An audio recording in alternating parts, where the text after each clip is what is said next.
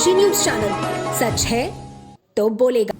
अखिल भारतीय विद्यार्थी परिषद की 3 दिवसीय राष्ट्रीय कार्यकारी परिषद बैठक 29 से 31 मई तक भुवनेश्वर में संपन्न हुई थी, जहां बैठक में शैक्षिक सुधार, महिला सुरक्षा, शहरी माओवाद तथा वैश्विक परिदृश्य जैसे महत्वपूर्ण विषयों पर 4 प्रस्ताव पारित किए गए हैं।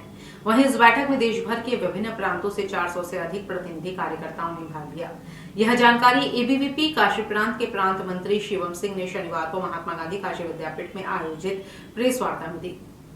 बता दें कि बैठक में शिक्षा व्यवस्था, राष्ट्रीय सुरक्षा, युवाओं की भूमिका, सामाजिक आर्थिक विषयों तथा समसामयिक चुनौतियों पर व्यापक चर्चा हुई। परिषद ने शैक्षिक सुधारों के प्रभावी क्रियान्वयन, शहरी माओवाद की चुनौती, महिलाओं के शोषण एवं मतांतरण पर रोक तथा वैश्विक अनिश्चितताओं के बीच राष्ट्रीय सजगता जैसे विषयों पर प्रस्ताव पारित किए।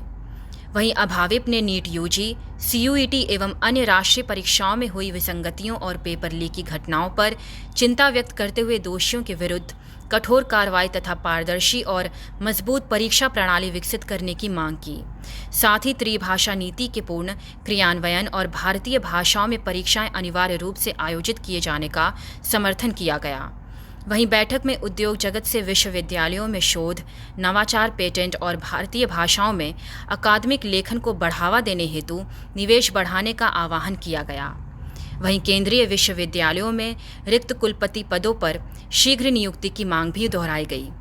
अभाविप ने screen time to activity time, Vande Mataram के 150 वर्ष, राष्ट्रीय एकात्मता यात्रा के 60 वर्ष तथा संत रविदास जी के 650वें प्राकट्योत्सव सहित विभिन्न विषयों पर देशव्यापी अभियान चलाने की घोषणा की। प्रेस वार्ता में महानगर मंत्री शिवम तिवारी, शैलेंद्र यादव एवं अन्य पदाधिकारी उपस्थित रहे। यह अखिल भारतीय विद्यार्थी परिषद काशी प्रांत द्वारा प्रेस वार्ता का आयोजन किया जा रहा है। विगत दिनों यानी 29, 30, 31 मई को अखिल भारतीय विद्यार्थी परिषद की राष्ट्रीय कार्यकारिणी परिषद की बैठक भुवनेश्वर, उड़ीसा में संपन्न हुई थी, जिसमें हमारे प्रस्ताव और कुछ शैक्षणिक विषयों पर चर्चा की गई थी, जिसको लेकर यह प्रेस वार्ता आयोजित की गई है।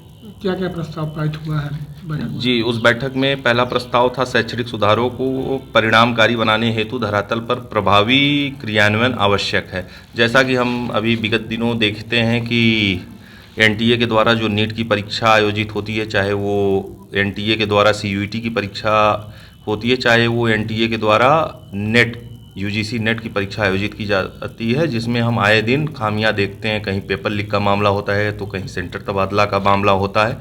तो इन सब विषयों को लेके सम्मिलित करते हुए शैक्षणिक यानी शिक्षा प्रणाली को कैसे पारदर्शी बनाया जाए, कैसे गुणवत्तापूर्ण बनाया जाए और कैसे शिक्षा में सुधारों की आवश्यकता है, उसको लेके हम सभी का यह पहला प्रस्ताव था।